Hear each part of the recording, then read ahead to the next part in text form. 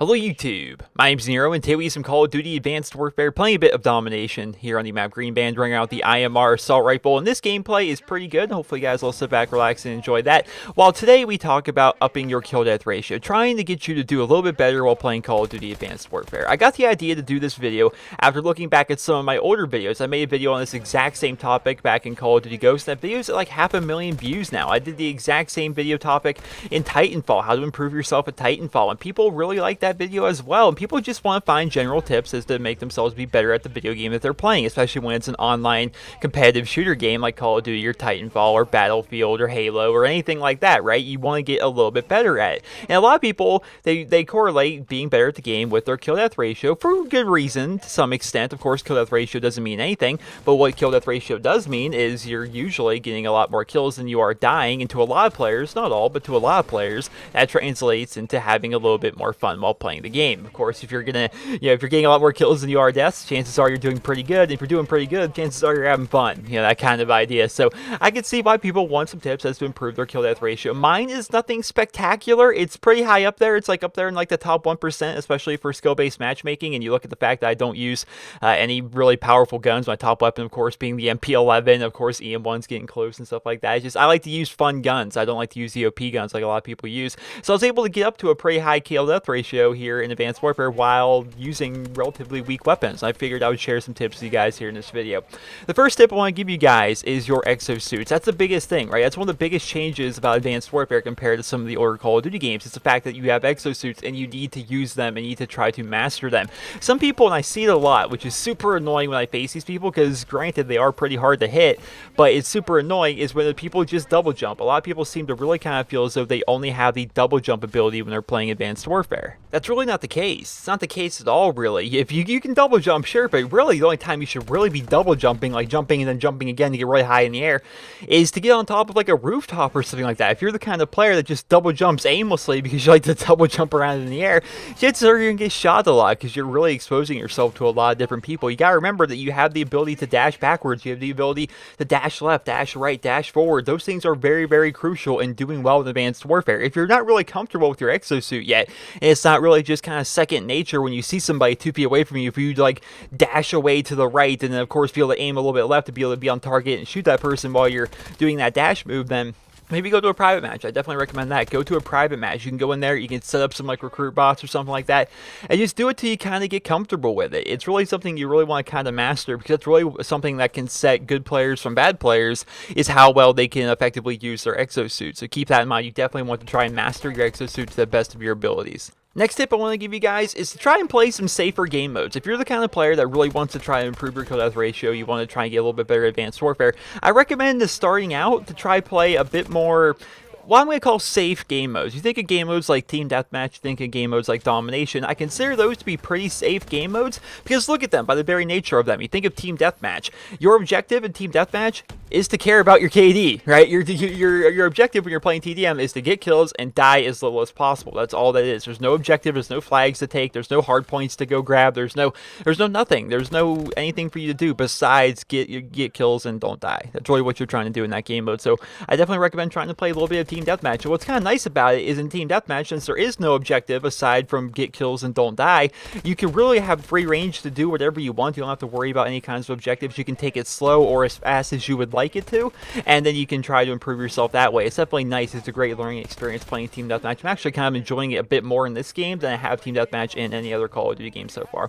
Then you look at Domination. Domination is one of my favorite game modes in Call of Duty, probably my favorite game mode of all time, to be perfectly honest. And the reason I like it, and the reason why I recommend you guys playing it, if you guys don't already play a bunch of it, is solely for the fact that when you're playing Domination, it's very predictable to be able to have an idea of where the opposing team is, right? It's very easy to predict that kind of thing. If the opposing team is at the A flag, they're going to be at the A flag. They're going to be spawning at the A flag, and they're going to be running out of the A flag. If your team has the B flag, keep an eye on that. Chances are you're going to have a nice steady flow of people from the opposing team running towards your B flag. It's just it's basic stuff, right? Basic domination knowledge. It's very simple.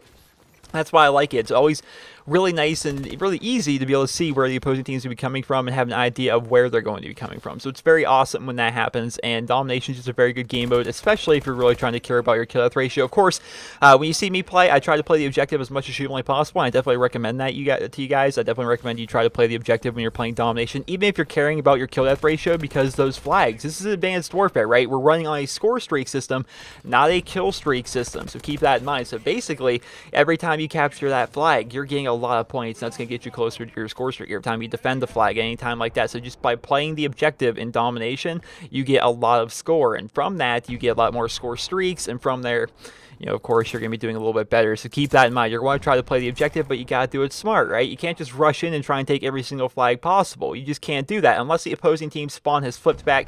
Let's say, for example, you have the A flag, you have the B flag, and the opposing team has the C flag. Do not try to take that C flag until the opposing team starts spawning or they're trying to push around towards the A flag and they're all completely out of that C area, right? It's just common sense. If the opposing team's all around there, don't try to take the flag. Just kind of leave it there, shoot some enemies, do your thing, have some fun. But if they start moving out, if the opposing team spawns get flipped, as they do quite frequently in these newer Call of Duty games, if they get, you know, flipped back to the A flag, then grab C. Do it that way. It's very, very simple stuff. I'm sure you guys, if you just play a little bit of Domination, it's very, very easy to pick up. Domination is one of the best game modes. Speaking of kill streaks, I want to talk to you a little bit about kill streaks in Advanced Warfare and how you can use them effectively. So I think a lot of people have the impression that if they want to have good games, like really high KDs, like big scoring games, they need to run the high kill streaks. Like they want to be running the Warbirds, they want to be running the bombing runs, and run the Paladins and the assault drones and stuff. You can do that. You can definitely do that. But I definitely recommend running the recon streaks. I recommend that wholeheartedly. That is so much better. What I like about recon streaks, if you don't know what a recon streak is, it's basically stuff like the UAV, stuff like the system hack. Basically streaks that make it easier for your team to find where the enemy is and harder for the enemy team to find where your team is. That kind of idea. They're called recon streaks. I definitely recommend using those, because if you use recon streaks a lot, you'll learn that the best kill streak in Call of Duty is you, right? It's you. It's a lot better than running around with like a Pavlo or a Chopper or any kind of stealth bomber thing coming in. Of all the Call of Duty games, right? You think of all the Call of Duty games and all the kill streaks, overall the best kill streak is you. That's why my favorite kill streak of all time is probably something like the Orbital VSAT. It's one of the best kill streaks by far. Just stuff that allows you to see where the opposing team is. It's great. That's why I recommend on most of your classes, run the UAV, run the system hack, right? And if you do that, you're going to be helping yourself and your team out a ton. And by the very nature of having UAVs in the air, that actually helps you learn quite a bit. You'll be able to see where the opposing team is spawning, and you'll start to develop these patterns. Like if you have basic knowledge of pattern recognition, you're going to be able to see where people are going from, how spawns are working, and then from there you understand the maps on a level that other players may not understand the maps, and from there you'll become a better player than, you know, say the person you're going up against.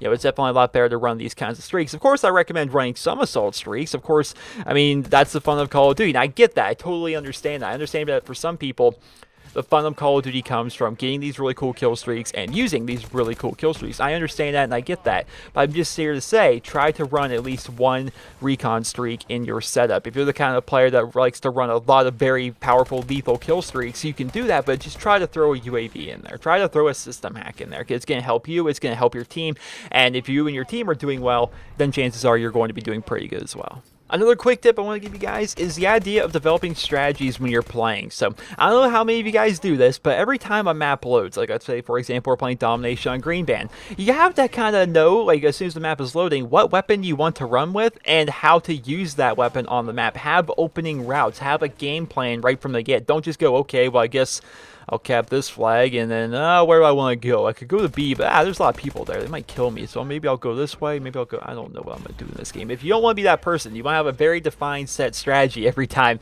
you spawn into a match and have an idea of what's going on, because if you have a good start to your match, right, that's amazing. It sets your team ahead, it sets the enemy team back, it throws off what the opposing team's trying to do, because a lot of people do have that kind of opening route idea where they have an opening route they like to run, they like to get there, they like to try and do something right away.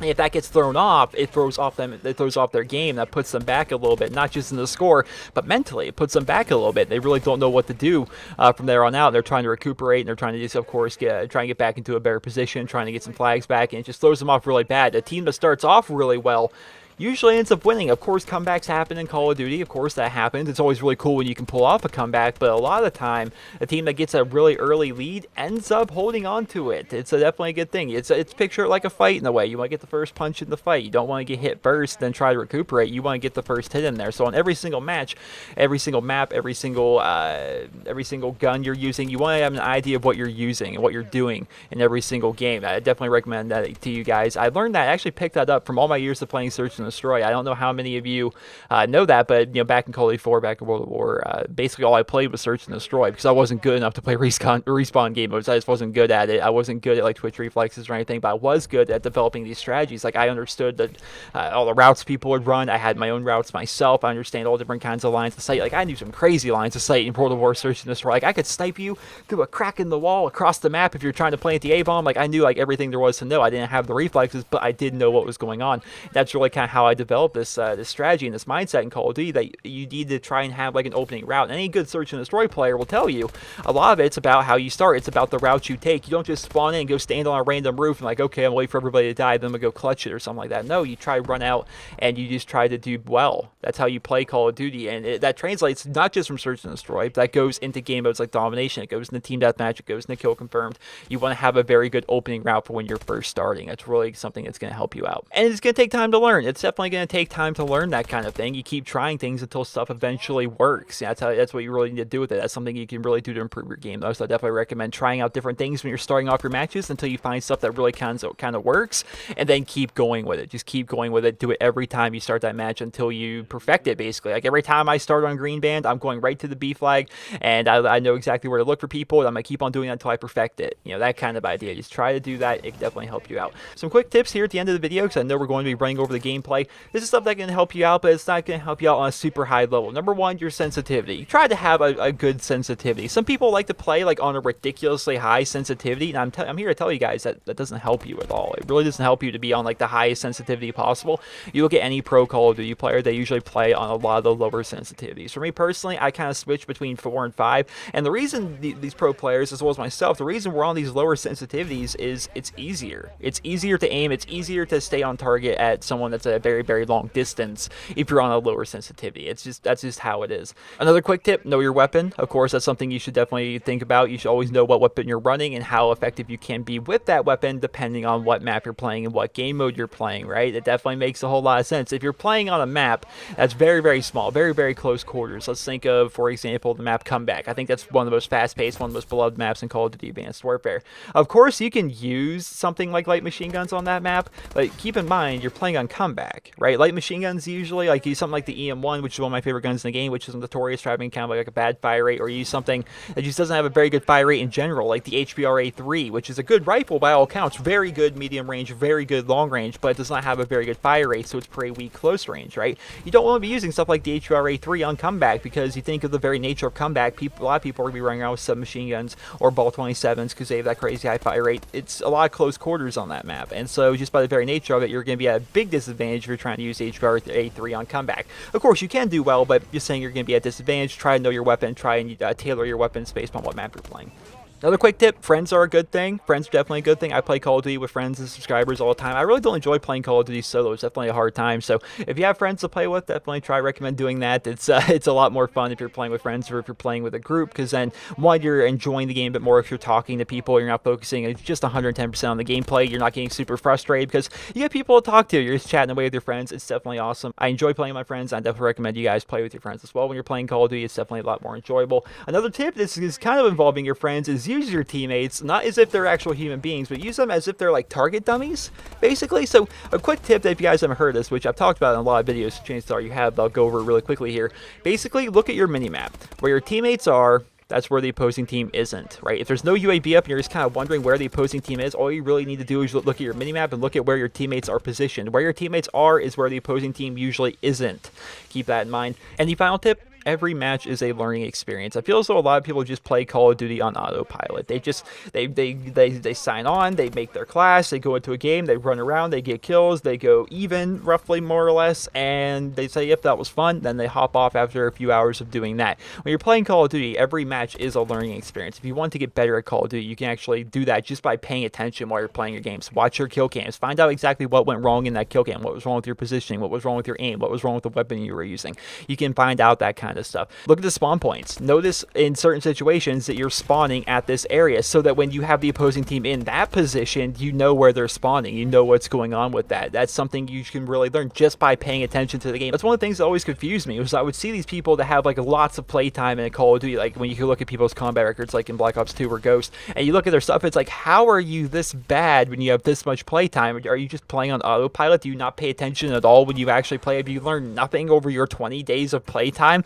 Like, it doesn't make sense to me that people with lots of playtime can have these really, really bad games and have them consistently. It's just because they're playing on autopilot. They're not paying attention. They're not trying to improve or anything like that. They're just running around shooting things up and having fun, which at the end of the day, it's a video game. If that's how you enjoy Call of Duty, that's fine. I'm just saying the whole point of this video, and especially if you made it this far into it, if you want to get better at Call of Duty, if you want to have a higher kill-death ratio, you need to pay attention when you're playing. You need to learn these kind of things. Like I said, pay attention to different kind of spawn situations. Like, for example, if the opposing team has B and C, and you're being trapped over here at the A flag, pay attention to where you're spawning, so that when you have the C flag and you have the B flag, you know where the opposing team's going to be spawning. You know what situation they're going to be in because you were just in that very situation. That's the kind of thing you can learn just by paying attention to the game. So pay attention, learn from stuff. Every single match in Call of Duty is a learning experience. Keep that in mind. And those are my quick tips. I feel as though I've covered just about everything there really is to cover in this video. If you guys, of course, have any other tips you guys would like to leave each other in the comment section below, feel free to do that. And of course, I'll comment on them as well.